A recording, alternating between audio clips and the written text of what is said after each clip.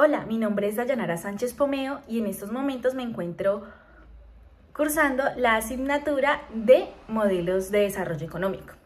En el día de hoy se dará a conocer un análisis del pensamiento de Friedrich Hayek sobre los 10 primeros capítulos de los Fundamentos de la Libertad y, en segunda instancia, el pensamiento de John Rawls sobre la teoría de la justicia. De este solamente se tocarán los 2 primeros capítulos. Debemos tener en cuenta y recordar que ambos autores han sido clasificados como pensadores liberales debido a ciertas características comunes en su concepción del mundo y en sus planteamientos alrededor de la manera en que los hombres debemos organizarnos social y políticamente. Sin embargo, también existen importantes divergencias en los puntos de vista de estos filósofos y los vamos a estudiar a continuación.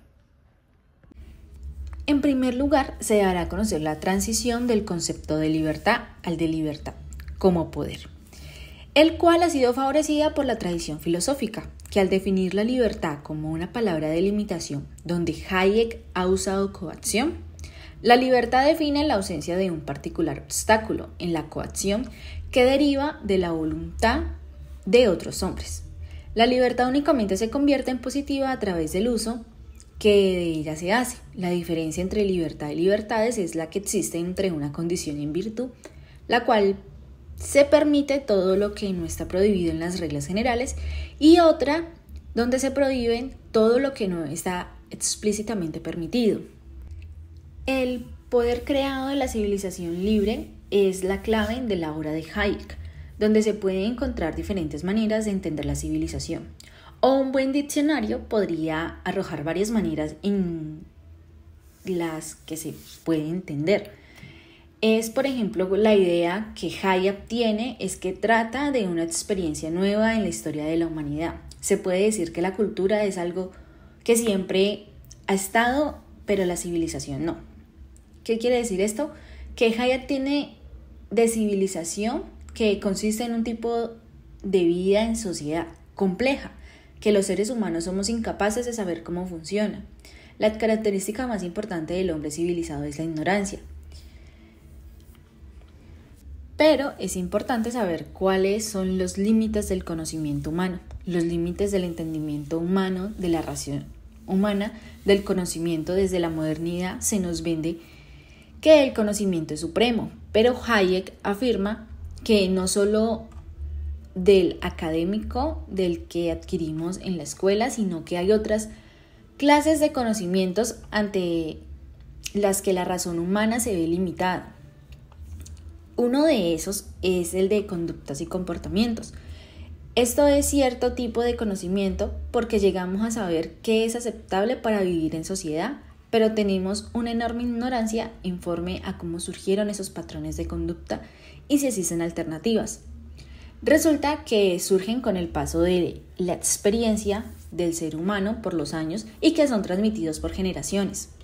Es por esto que la ignorancia del hombre civilizado se muestra con la división del trabajo, que según David Ricardo y Adam Smith fue lo que trajo al ser humano a vivir en sociedad. Por eso se hace lo que uno mejor puede hacer y después usar el intercambio.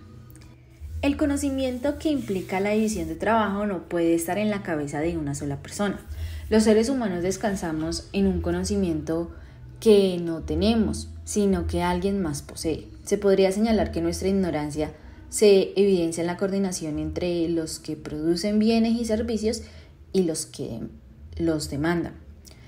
Esto es algo que ignoramos, no podemos tener el control sobre esto porque cambia constantemente. Sí, como cambian nuestras valoraciones y deseos, la necesidad de producir bienes y servicios, como qué producir, cuánto producir y quién lo va a hacer. Es una coordinación que nadie puede hacer, que nadie puede llegar a dominar, y es un argumento importante que Hayek usa para rechazar la idea de una economía centralizada o de una sociedad centralmente planificada, en donde la civilización libre ha sido verdaderamente creadora de bienestar y transformar las ideas. Y todo esto es gracias al ejercicio de la libertad individual. La libertad no solo permite que transforme esos bienes, sino también nuestros valores. Desde la perspectiva de Hayek, cada ser humano tiene atributos que le otorgan una dignidad que según la biología de otra forma no podría poseer. Como declaración de hecho, no es cierto que todos los hombres han nacido iguales. La igualdad ante la ley conduce a una desigualdad material. Muchos abogan por el aumento de la igualdad, pero no lo están pidiendo realmente, ya que ellos, o sea, los que piden, es una distribución que esté más conforme con las concepciones humanas del mérito individual. Hayek indica que la única igualdad posible que existe en una sociedad desigual es la igualdad ante la ley, la igualdad al trato. Este menciona que la igualdad ante la ley es incompatible con la igualdad material y que la justa distributiva, o sea, distribuir la riqueza equitativamente, no puede tener una igualdad ante la ley. Entre seres completamente desiguales, lo ideal es que no hayan privilegios ni exclusiones en la sociedad y que seamos tratados por igual. Las condiciones en cómo vive cada uno dependerá de otros factores. El fin último para perseguir en la sociedad es el Estado de Derecho e igualdad ante la ley, en donde los seres humanos somos completamente desiguales, ya que tenemos diferentes dones, habilidades y capacidades, educación, entre otros. Y además de que existen factores como la familia, donde hay hábitos, costumbres y valores que también influyen en diferencias entre las personas. Hayek menciona el mérito, dice que es un tema subjetivo, ya que es una decisión que toma uno como persona o lo decide alguien más. Pero no existe un juez que determine quién merece más y quién merece menos. El merecimiento no es un criterio funcional para que la vida en sociedad camine, ni para que las personas obtengan lo necesario para vivir. Hayek opina que las personas deben recibir en base al valor, en base a la utilidad de lo que cada individuo lleva a cabo en sociedad. Además de que cada uno de nosotros debemos explotar y aprovechar nuestras capacidades y aptitudes para lograr vivir de la mejor manera posible. Hayek aborda la democracia y comienza con establecer la democracia como medio y no como un fin, que sirva para escoger a las personas en el poder de la administración del gobierno. Sin embargo, Hayek reconoce que la democracia por sí sola no es una garantía de los derechos individuales, de la vida, propiedad y de la libertad, y que hay ciertas justificaciones que nos hace Hayek, y es que apueste por la democracia. Uno de ellos es aquel que dice que una manera pacífica a través de la cual puede diferenciarse en posturas de quien debe gobernar, también permite que haya personas que se especializan en el área de la política. Para finalizar con el planteamiento y la perspectiva de Hayek, este plantea que no deben haber clases sociales, sino que hay clases de personas como los empresarios y los creadores de ideas, que sus funciones es descubrir necesidades y satisfacer esas necesidades de manera eficiente y más barata posible. Las personas que viven de un salario, los asalariados. Además, plantea la negatividad del Estado en crear leyes laborales que protegen al asalariado y se olviden del derecho del empresario. La libertad de crear negocios es verdaderamente importante debido a que el empresario es un emprendedor que se mantiene en riesgo.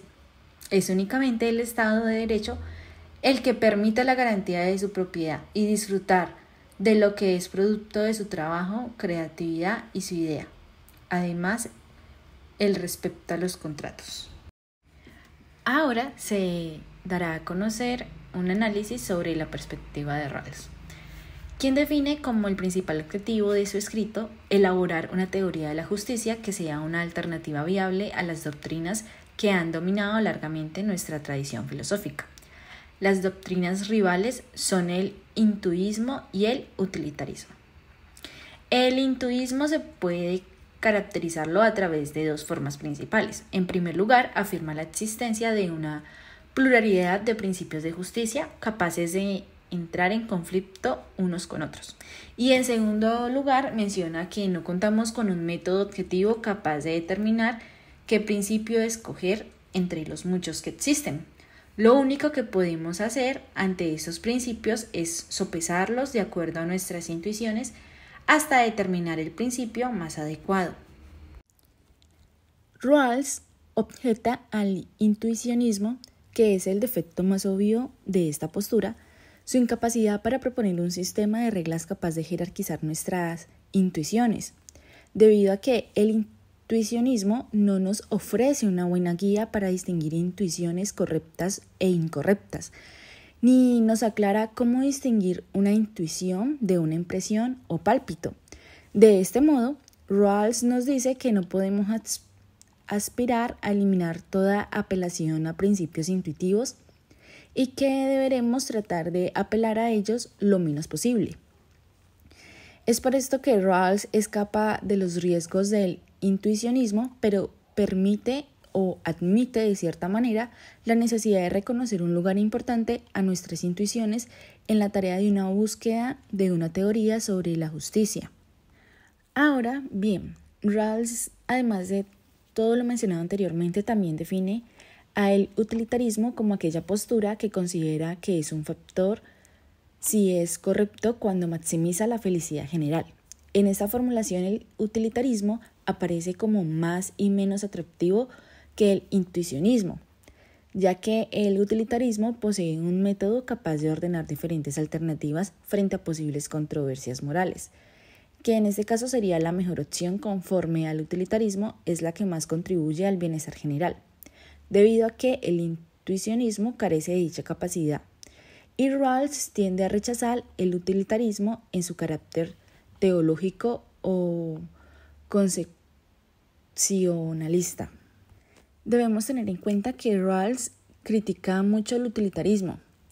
De acuerdo con Rawls, una propuesta como la ofrecida por el utilitarismo no sería capaz de reunir apoyo en una situación contractual hipotética.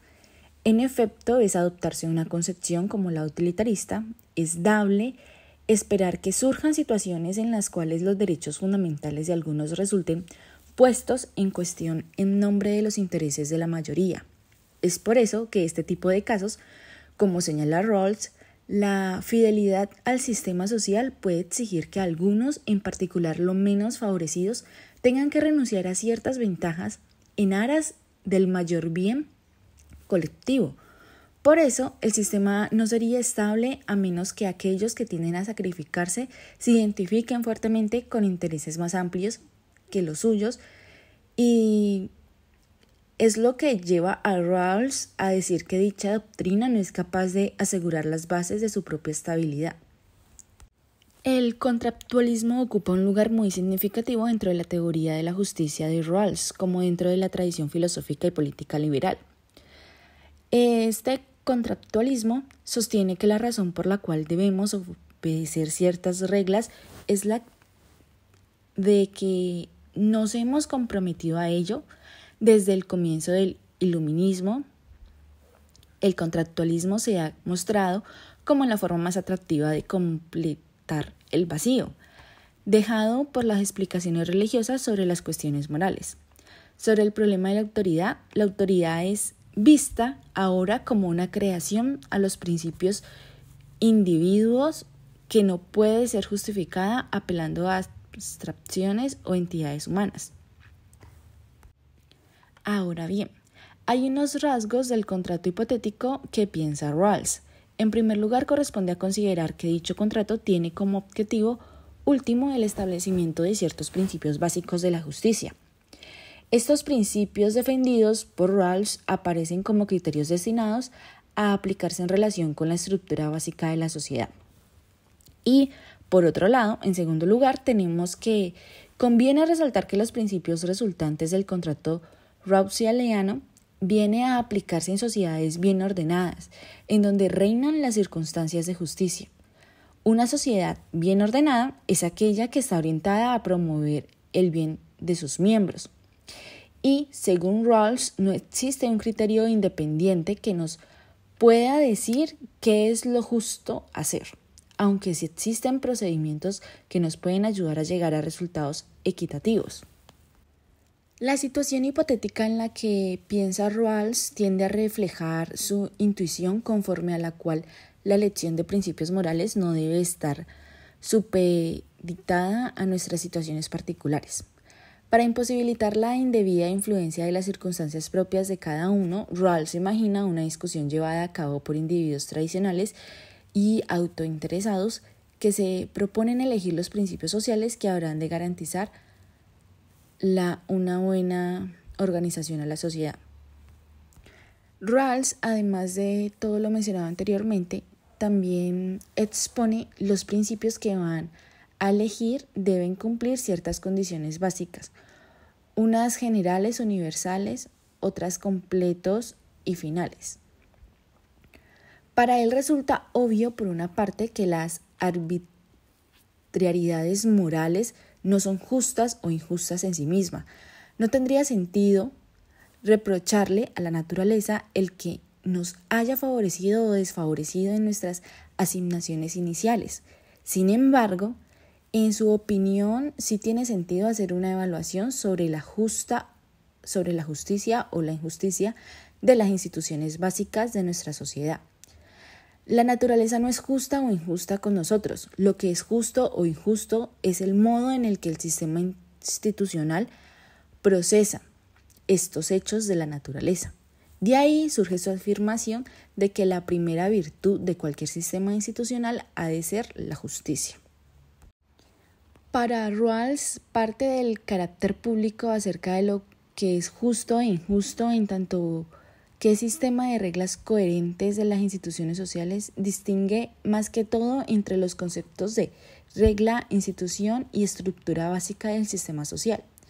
Y subraya que su propósito es ocuparse únicamente de la estructura básica de la sociedad y de sus principales instituciones, y que por lo tanto de los casos típicos de la justicia social. Para Rawls, la justicia tiene primacia frente a la eficacia y exige algunos cambios que no son eficaces al máximo, aunque sí consistentes. Para concluir, todo esto fue hecho con el propósito de analizar cómo dentro del pensamiento liberal existen posturas fuertemente diferentes entre sí, lo que señala la inmensa riqueza intelectual que existe dentro del liberalismo. Anteriormente se mostraron ciertos contrastes entre Hayek y Rawls, tanto en sus métodos como en sus propuestas. El primero presenta una visión evolucionista de la sociedad, mientras que el segundo retoma el método contractualista y formula la propuesta para la construcción de un orden social basado en unos principios universales de justicia alcanzados por individuos razonables.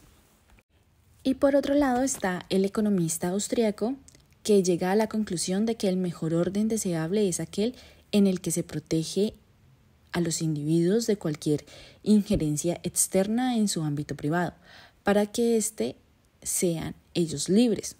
Un orden que se desarrolle de manera espontánea, en el que no se intente planificar la forma que ha de tomarse y en el que las desigualdades sociales, cuestión inevitable y perfectamente aceptable, solo son asuntos de los que se necesitan salir de ellas, ya que estos, los que en el orden espontáneo del mercado deben buscar superar su posición desafortunada. Por otra parte, el filósofo norteamericano establece que el orden social debe organizarse de manera tal que en su base se hayan establecido unos principios universales de justicia, que los individuos podemos conocer mediante la abstracción en una situación hipotética en la que estos serán descubiertos. Y el resultado es que estos principios prima la libertad de los individuos. Sin embargo, además de esto, existe un principio que nos señala que, aunque las desigualdades sociales se mantendrán ahí, estas deben estar sujetas al principio de igualdad de oportunidad y al principio de diferencia. Solo así serán aceptables las mismas. Por último, podemos ver entonces que existen diferencias entre las propuestas de Hayek y Rawls. Sin embargo, ambos autores caben dentro del enfoque liberal que se caracteriza y se puede llegar a la conclusión de que los seres humanos son por naturaleza apolíticos, es decir, no son esencialmente ciudadanos, sino agentes libres, iguales e independientes que persisten o que persiguen la satisfacción de sus propios intereses, como lo menciona Botero. He de ahí lo complejo de estos dos autores tan similares y a la vez tan diferentes. Muchas gracias.